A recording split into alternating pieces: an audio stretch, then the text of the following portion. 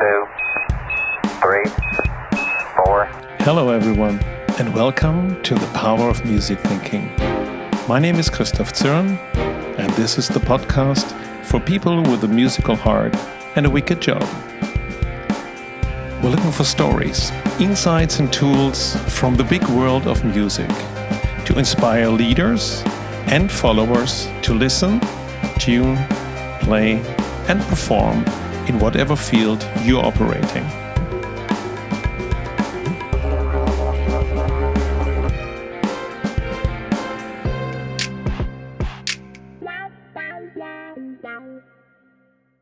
Today we're in Boston and in Cyprus. We talk with Michael Hendrix, partner and global design director at IDEO, and with Panos Panay, vice president for strategy and innovation at Berklee College of Music. We speak about emotional diligence, what David Bowie and Nokia have in common, what leadership can learn from music production, and we learn about their new book, 2 Beats Ahead, and the value creative education and a musical mindset can have for business and innovation. Okay, let's speed it ahead. Hello, Michael and Panos. Hello. Hello, Christoph. Hello, great to have you. I would like to ask you a question in the beginning. And my question would be, what's your first concert or live show that had an impact on you? I want to hear Panos's. Well, my first real live show in terms of rock and roll was Van Halen in 1991, October, I think 19th. And it was in Rhode Island, in Providence.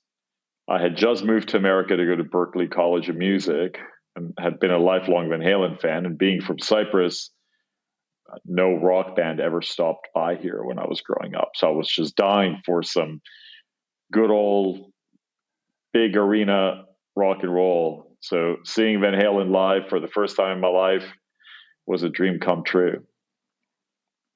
Great. Wow. By the way, do you know that Van Halen, they are from Nijmegen. They lived in Nijmegen. So that's funny coincidence. I did not. I know they're Dutch, and I know their father was a fairly well-known clarinetist, I believe, a musician, Jan Van Halen, and then the brothers were Dutch, and they moved to Pasadena, I think, when they were, young. But I did not know that they were from Nijmegen. Cool, great. Michael, your first concert with an impact on you. It was REM on the Green Tour. So I think it was one of, I was 17 years old or so at that time. And it was a big arena tour, which was, REM at that point still was just kind of on this momentum upward. So just amazing to see a band that I love so much on a huge stage. Pylon opened for them. Pylon, I don't know if you know Pylon, but no. Obscure art rock band from Athens, Georgia, as well. Still excellent. In fact, I think it was James Murphy from LCD Sound System. I think he just re-released their records a couple of years ago because they are such good records. So seeing Pylon open, seeing REM live was pretty amazing. Great, cool. And you're 17 and you're out and everything is okay. Yeah, I mean, growing up in America, like if you live in a rural area like where I grew up in, it was literally a 2-hour drive to go see them just because that was the closest town they were coming to. All so right. There's a whole other component to it of just it's a commitment. I saw. Not long after that, I saw U2 on the Zoo TV tour with Public Enemy opening, and that was in Birmingham, Alabama. Kind of amazing. And again, it's like you drive hours to see these bands. Wow, great. But one question for Panos again. Panos, you see from Cyprus. What about the music in Cyprus? Was there any concert or any influence or anything that you heard when you were young? Well, when I was a child growing up, the music of Mikis Theodorakis made a huge impact on me. Michael may not know who Mikis Theodorakis is, but he's I know. known in most of the world for writing the music for Zorba the Greek, but renowned composer, not just because of his music, but also because of his political stance, was always an activist. Also, Hachidakis, his music really made an impact on me. And a Greek singer called Yorgos Dalaras was also somebody that I just always enjoyed his music as a young man. As a matter of fact, he introduced me to a guitar player that I eventually ended up working very closely with, and I've become close friends with, Al Di Meola. Oh, wow. So it's amazing how all these different musical genres introduce you to something else, and another door opens, and you discover somebody else. So that was my journey. But growing up in Cyprus, most of the music that I listened to came from the what we call the BFBS, or the British Forces broadcast system, and this is where was a radio for the British troops that are stationed in Cyprus.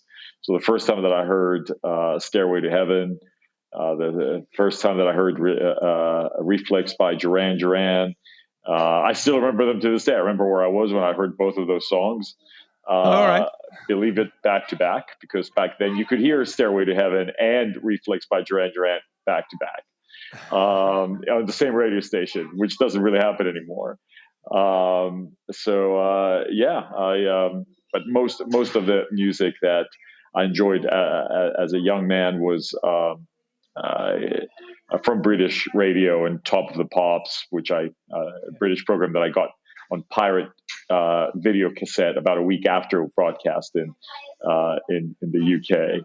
Wow. Yeah. Before we dive into the book and what the rest of the world can learn from musicians, I would like to ask you to just introduce yourself. So, who are you and what do you do for? Yeah, I'm the global design director at IDEO, also a partner. And IDEO is an innovation and design consultancy. Global, been doing innovation work for 40 years. I've been at the company over 12. And design has been my career from the beginning. I studied design in college. I worked in advertising. I eventually, freelanced, worked out of my home, co-founded some businesses, design businesses. Eventually, that led to co-founding a startup that was based in Chattanooga, Tennessee, working with the carpet industry in America. So wow, we used the CAD and CAM data that ran those machines and learned how to visualize that with software so we could reduce samples, and we could apply that to any fabrics or textiles. So, it was a virtual sampling business, which doesn't sound very cool, honestly, but it was a fun thing to introduce a new technology into an old industry. And I think that's what eventually drew me to IDEO, is I really enjoyed this idea of disrupting the way things were done with a new technology, new experiences. And of course, at IDEO, then, that is the portfolio, just inventing new things. But it took me a long time to figure out that's what I loved about design, because, there's so many different ways you can practice design. And I still do love graphic design as well. I mean, being in the Netherlands, I'm actually wearing an Experimental Jet Set T-shirt today. I don't know if you know that design firm. Yes, sure. I wore it for you for this podcast.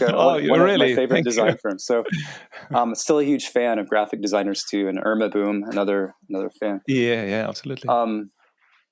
But the crossover between the musical mind and the design mind, I think I didn't realize that until I got into the innovation work.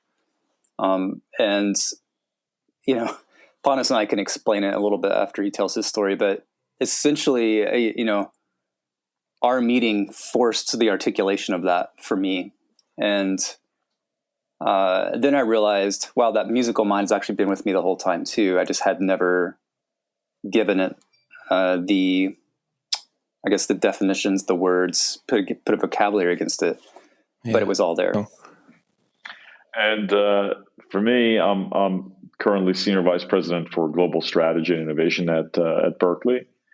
I originally my background after I finished Berklee with a degree in music business, I became a talent agent, booking a lot of world-renowned musicians like Leonard Cohen and Pat Metheny, Chick Corea, Nina Simone, Ladysmith, Wow. Black Mambaza. Did a lot of work in Holland Yeah. with the North Sea Jazz Festival and with, of course, the Paradiso and so many of the legendary clubs in Amsterdam. That's how my geography is actually quite good, because back then there was no such thing as Google Maps. So to book artists, you literally had to open an atlas and measure distances using a good old fashioned ruler. And then after that, I started a company called Sonic Bids. That's a platform that connects bands and music promoters. Ran that for 13 years until I sold it to the parent company of Billboard magazine. And then I went to Berklee to found the Institute for Creative Entrepreneurship to really help unlock these mindsets that we're talking about in the book among creative people, mindsets that paradoxically they have, but they're not always aware of. And then with my current role, I am in charge of the institutional strategy. I personally oversee all of our campuses outside of Boston, including New York City, in Valencia, Spain, where we have our master's programs, in Abu Dhabi, in the United Arab Emirates, and I'm also busy working on opening a campus in China for Berklee some time, hopefully in the next 3 years, as well as actively exploring a campus in Los Angeles. So it's a fun job that gets me to be both operational and strategic at the same time. Great. Wow.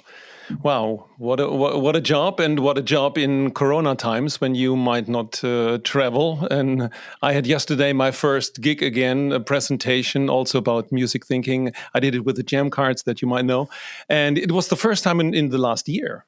So it really felt like wow, that's really strange.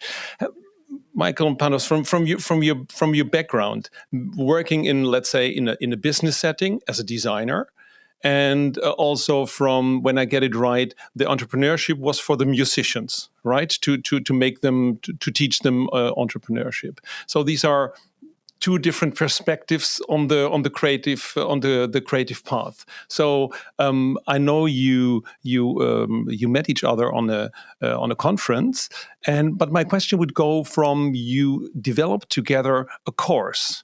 And maybe it's nice to hear what you did, because I understand this was actually the nucleus of what later came into the book, right? Yeah, I'll describe sort of the origins, and then I'll turn it over to Michael, because he's the person who took the course to a whole new level.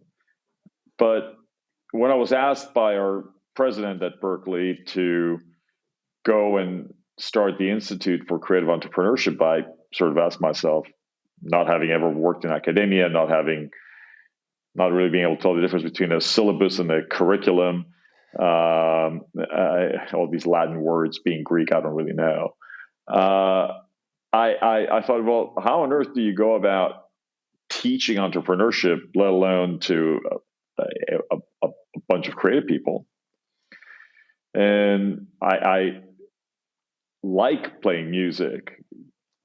What you do it intuitively. You don't really think about it, and you kind of weave and find your way through it, which is what happened with me in starting a business. I had not at the time gone to a traditional business school, so I really looked back at my own experience, and I realized that my mindset as a musician, the way that I related to the world, the way that I synthesize information, my whole framework, if you will, as a human being, was really around music. And even though I had seen the two disconnected, my business side and my music side, I started realizing they were actually very much part of the same thing. So the foundational course for what became the minor in creative entrepreneurship was actually based on this: how these mindsets of musicians can be applicable in ways other than just performance. And then when I met with Michael, especially given that a lot of my thinking about the Institute was influenced by design thinking, and especially the D school at Stanford, that IDEO was so closely involved. When I met Michael and I found out he worked at IDEO, I was like a groupie, and I was like, oh my God, I can't believe I'm meeting this guy who works in this company that I have so much respect for. And then we kind of took one step after another, and Michael took over the course and took it to a whole new stratosphere. And this is why I will turn the metaphorical and literal mic over to him. Yeah, it started interestingly because Panos had, as Panos said, he had like based the course off things he learned from visiting the D school. We had an MIT professor named Ken Zola in the mix that taught entrepreneurship there to engineers. And so there were a lot of different ideas coming together. But as I was initially just wrestling with the idea, I was sitting there thinking, what do I tell musicians? Because in this particular case, when we're starting, it's just music students, And I decided to make it very personal. And the beginning of that then was just asking, as a designer, as I think about how I go from idea to making something tangible in the world and sharing it, I have a framework from design thinking I can use to see that. Could I just find parallels in songwriting, in performance, and map it against that and see where they can cross over?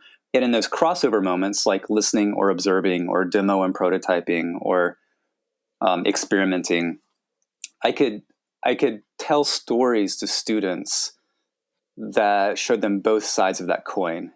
Like in your world, it's this. In the design world, it's this. In the entrepreneurial world, these concepts work like this. It was really that simple.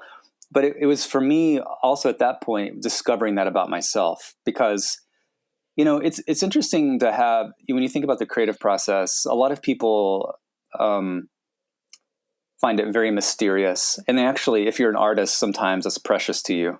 You want it to be mysterious.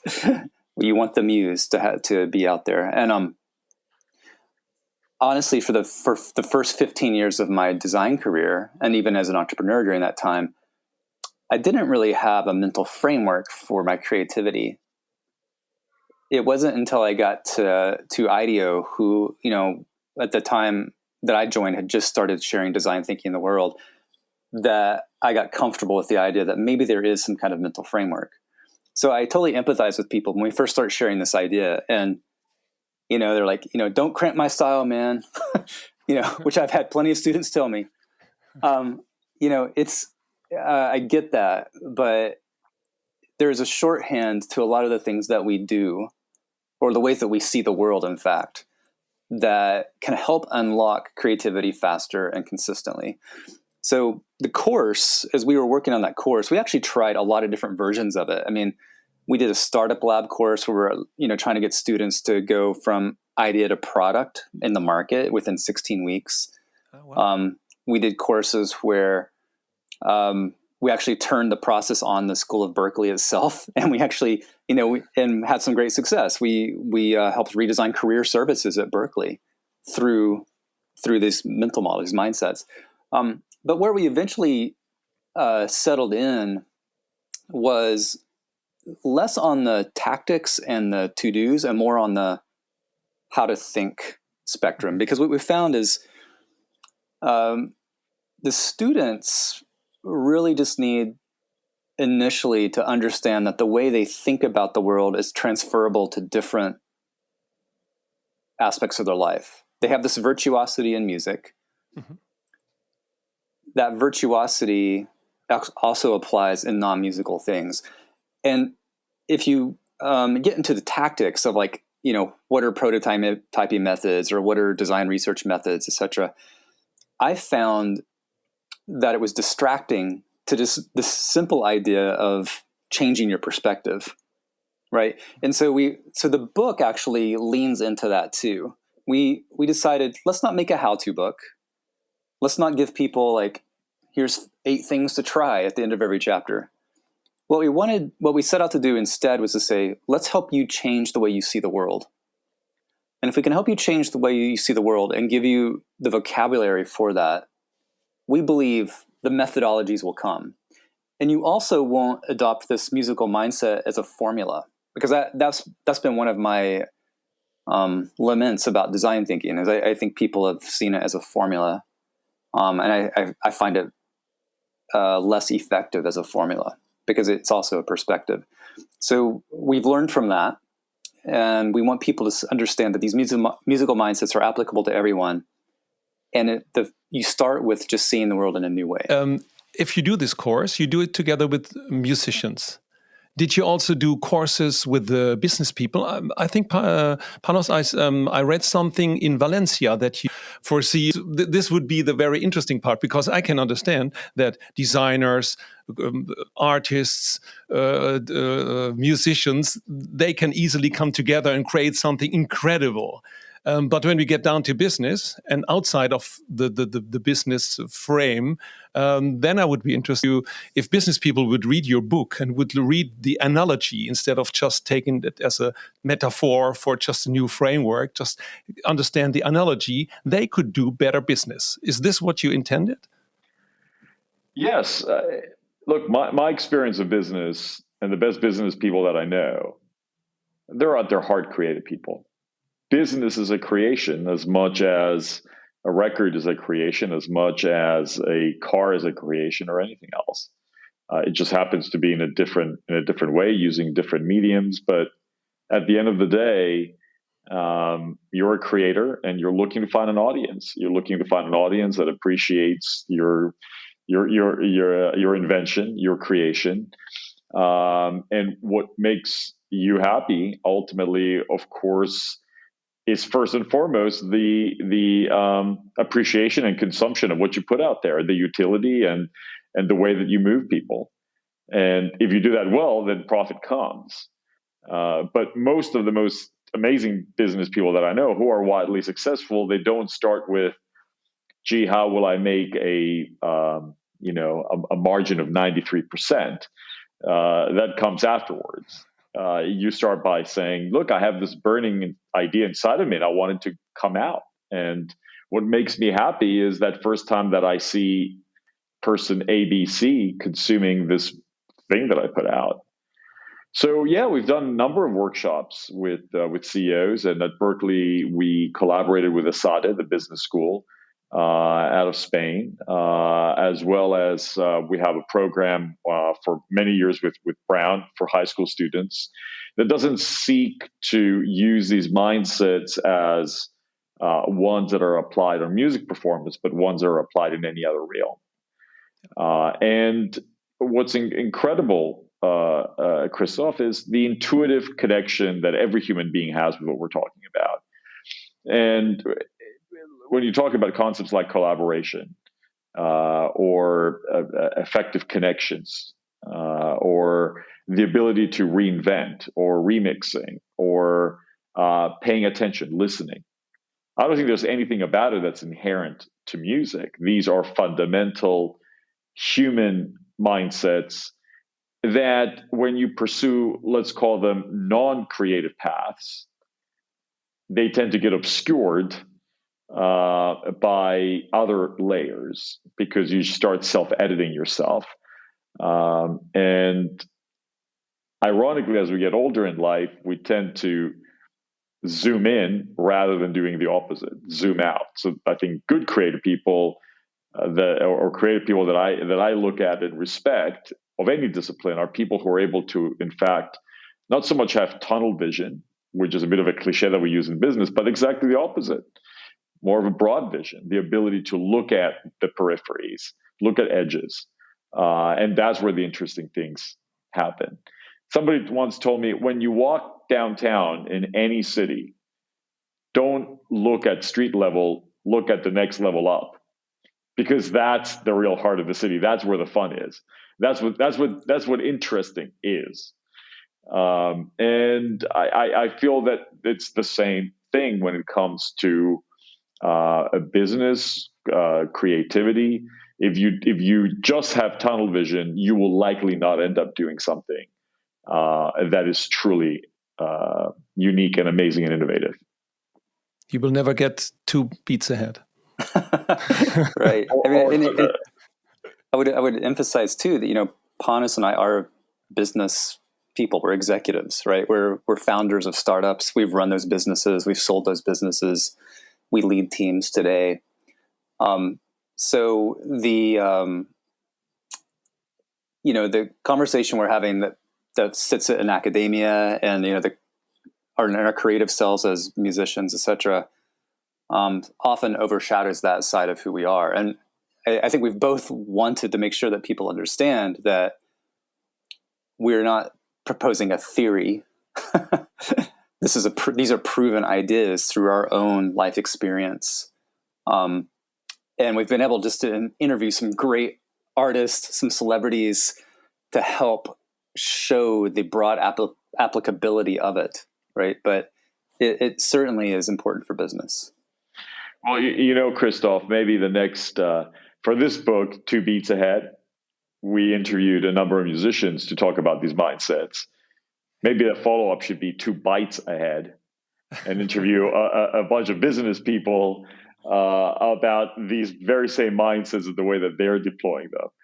Right. But for me, I just never found the dichotomy. And I've been a business person and executive within a business because at the end of the day, at least in the United States, education is a business. You have all the exact same constraints that you have when you have a traditional business, especially in a private university like Berklee. Your orientation is not profit per se, and your product is learning. But to Michael's point, I think it's important that this book is not perceived as some theoretical construct, but these are life experiences that we've both accumulated, but also life stories of people's experiences that are proven successful in their own fields. But it's absolutely not a how-to guide. This is not a paint by numbers or take these 10 things and shake them upside down and ta-da, you are creative or business minded or whatever. That is not it. We seek to pose as many questions as we offer explanations. I also see it like if you see a pattern in one system, you can easily see it in another system. So it doesn't matter if it's business to music or music to business. Why I'm very interested is like people like Albert Einstein, the world famous scientist. He was a violin player and a piano player, and there are sayings about him. When he got stuck, he came to the piano, played half an hour at the piano, and then smiled and went back working. So it's also something that in music, that it's not the spoken, that is much more. Or if you go to Greece, Yannis Xenakis, I adore this composer because he did the same principle from his first orchestra piece, Metastasis, and he made the Philips Pavilion, and with the same idea. And you talked with a lot of people, and I found one part where I thought, oh, that's interesting. You also spoke to venture capitalist Tim Jung. Can you tell us more about it? Because for me, it helps to show that people that have a musical way of thinking and can do something else with it. Yeah, I mean, Tim said something to us that I actually had heard from other venture capitalists before, but he talks about emotional diligence. And if you've been involved in venture capital, there's a process that most VCs go through when they're interviewing the different founders and looking for their next investment. And I've been on the other side of that table, interviewed by many VCs.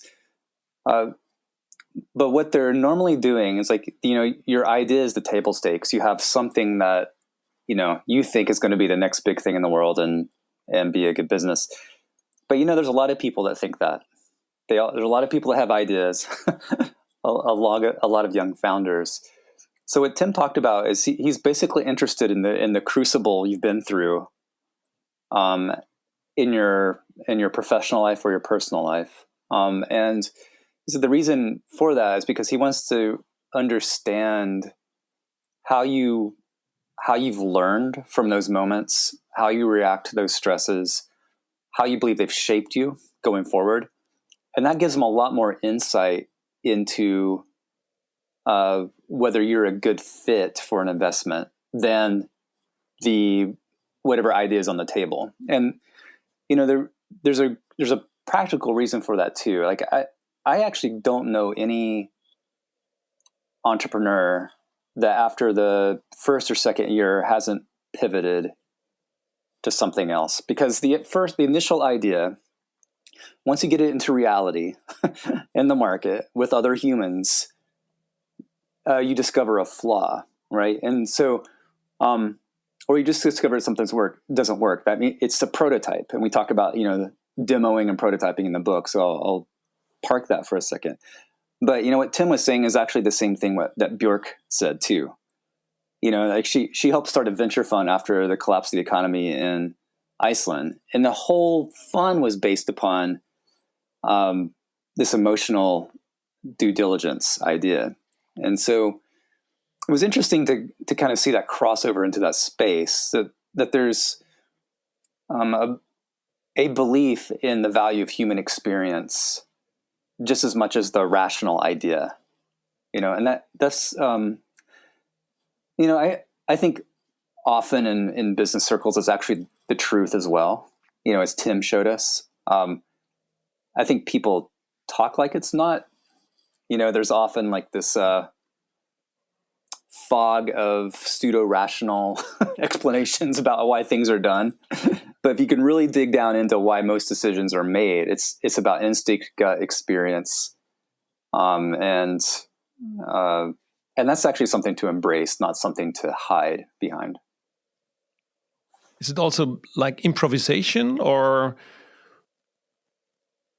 working together with others, getting back and forth, feedback, giving impulses, getting impulses back? Well, there's certainly a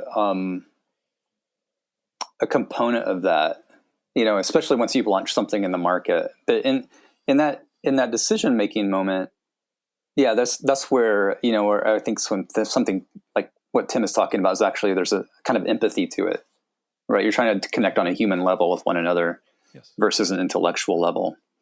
And in that case, yeah, I mean, improv is about recognizing each other, listening to each other, understanding when to respond, when to pull back, when to lead, when to follow, etc. So absolutely in that context. With Mike, I met Mike when he was at Google, and specifically at Google X, which has now been rebranded as X, but that is the lab where autonomous vehicles and a number of other Google inventions are birthed. And at the time, he was running a project called Project Loon, which effectively deployed hot air balloons into the stratosphere in order to power internet connectivity in countries like India and others that did not have access to reliable broadband connectivity. And the science behind it was just absolutely incredible. And Mike has, he is truly trilingual. He has a business degree from Harvard, an engineering degree from MIT, and also attended Berklee.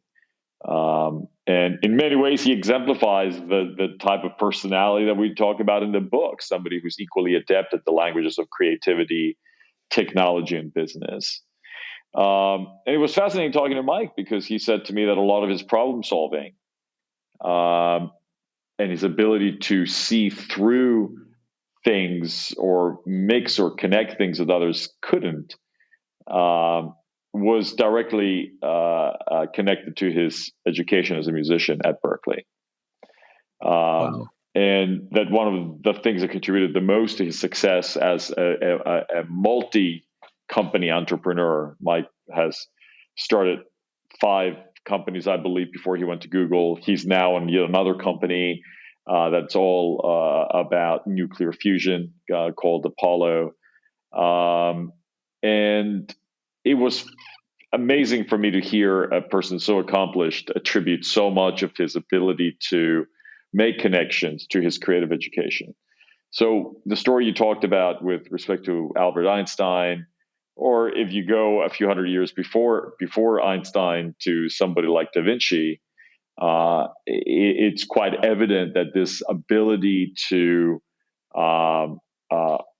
overcome this, if you will, dichotomy of left and right brain thinking, that is as much neurological as it is, frankly, self-imposed and self-created, is critical to the ability to think outside the proverbial box, or to problem solve.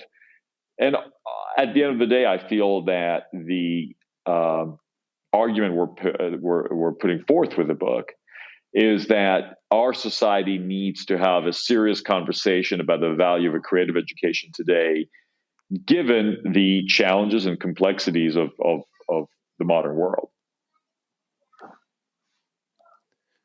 So what is it about the musical mindset that makes a change? Or because this could help us to convince people to pick it up, to maybe first pick up your book and get convinced, or maybe inspired, or maybe seduced to more think about what this could mean, and then apply it to all the problems we have out there. What would be the first connect with the musical mindset? What is it for you? Well, for me, it's not a thing; it's many things. And that's why there's roughly 9 mindsets in the book that really try to make that argument. But there's a couple things we've talked about already that I think might be more meta, and one is I think most people would acknowledge, like, this moment in time is highly dynamic. Normalcy is I don't know what it is. That's the challenge with the moment. The pandemic just emphasized that. It was already a dynamic, rapidly changing market. Geopolitics showed us that as well. So, like, if you're the kind of person that wants to understand, like, has an idea for an outcome and wants to go and pursue that and make it happen, you probably find this moment in history very frustrating, because the rules of the game are changing every day. But I believe with the musical mind, it's far more plastic. It's flexible. You're more interested in how you respond to those moments, and with an optimism that you can help push things in a certain direction that will eventually become interesting, valuable, etc. Right? And that's, you mentioned improv earlier, Christoph. That would be one of those characteristics. In collaboration, Panos and I talked about this a lot in the book. The desired outcome of collaboration is unknown, other than you believe in the other person you're working with, and that connection is enough for you to have the optimism that something good will come from it. And in this moment where the game is changing around us, you have to be able to adapt quickly. Like I mentioned earlier about young entrepreneurs, that is the characteristic of a successful entrepreneur, is the ability to adapt to change. So that's definitely an overarching idea in the book, and it comes up often implicitly throughout the book, because we're talking about,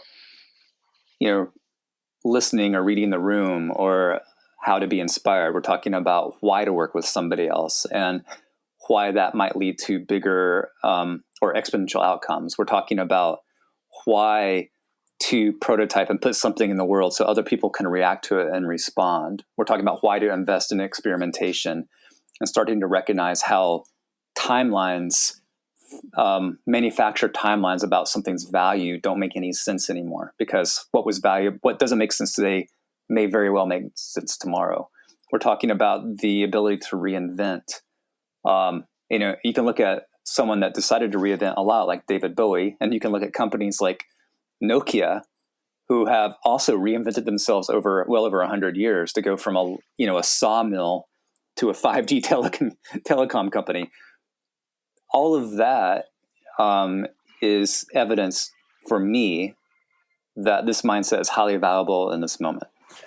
And can you tell more something about the book, more an example? There's one chapter about gardening and not architecture, because and it's not the musical part. In the first, you would say, oh, what has gardening and architecture with music to do? But there are also patterns. Can you tell more about this?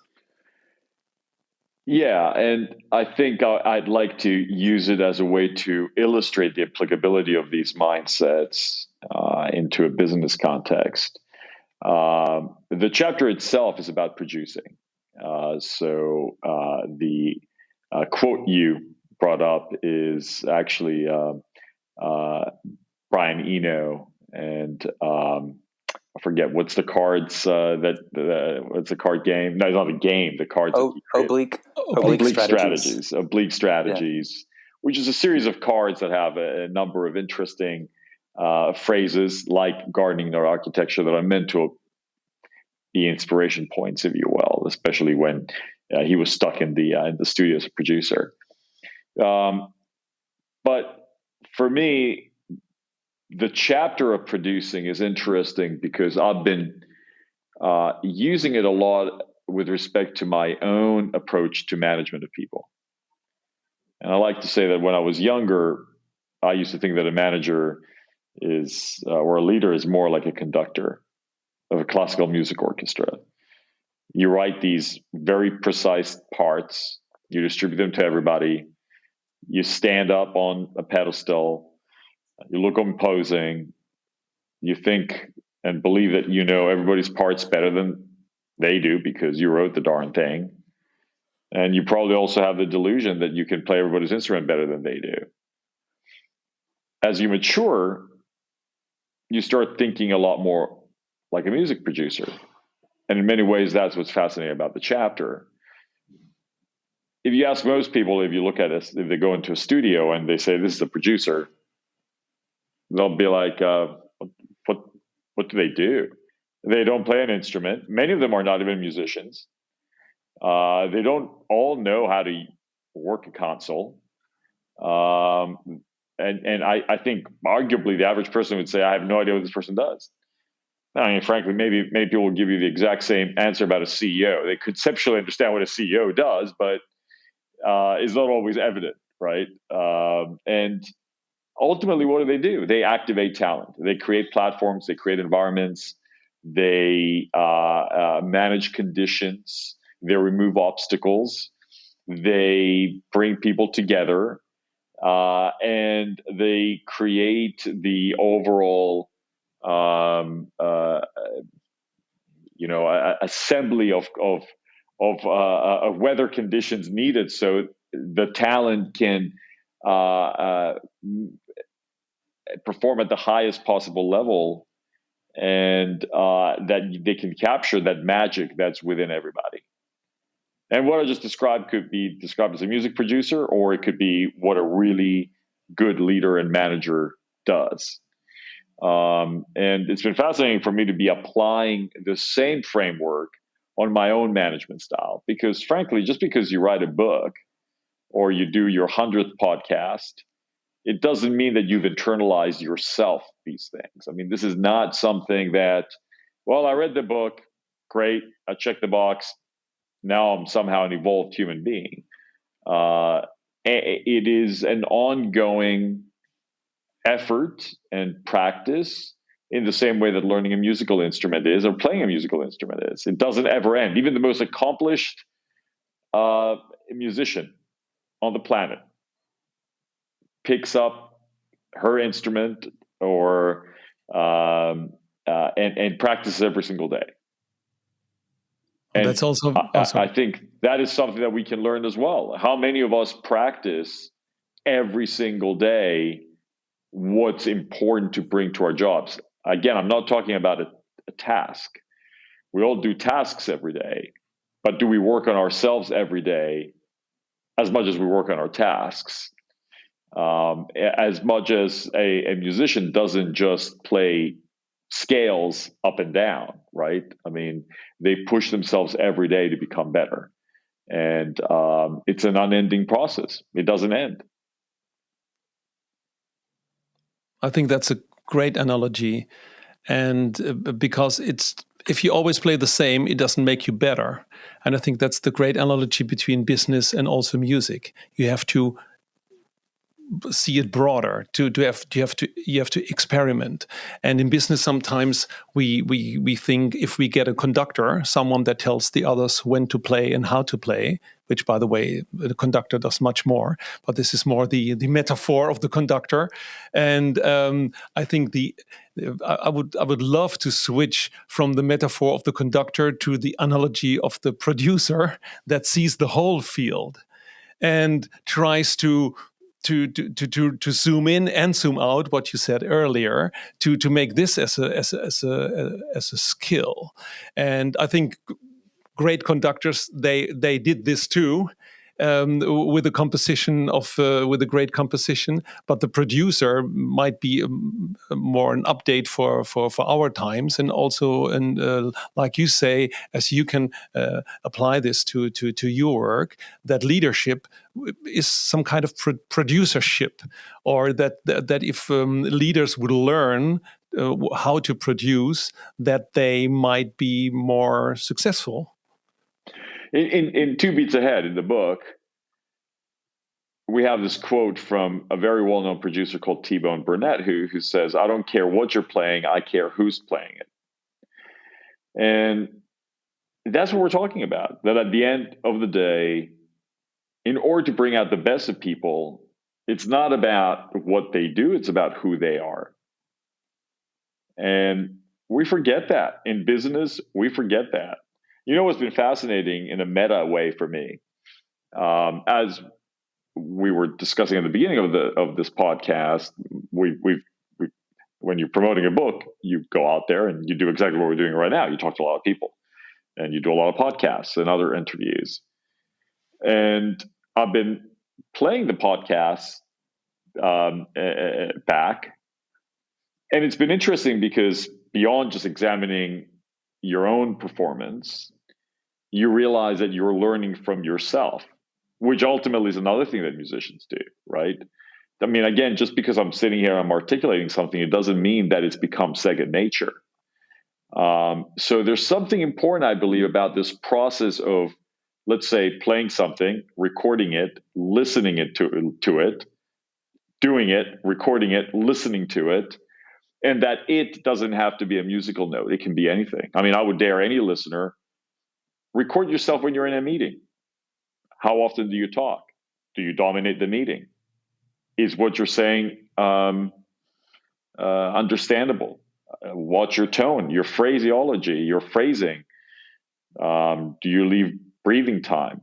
Do you give people space to talk themselves? Or are you just speaking in an endless drone and monologue?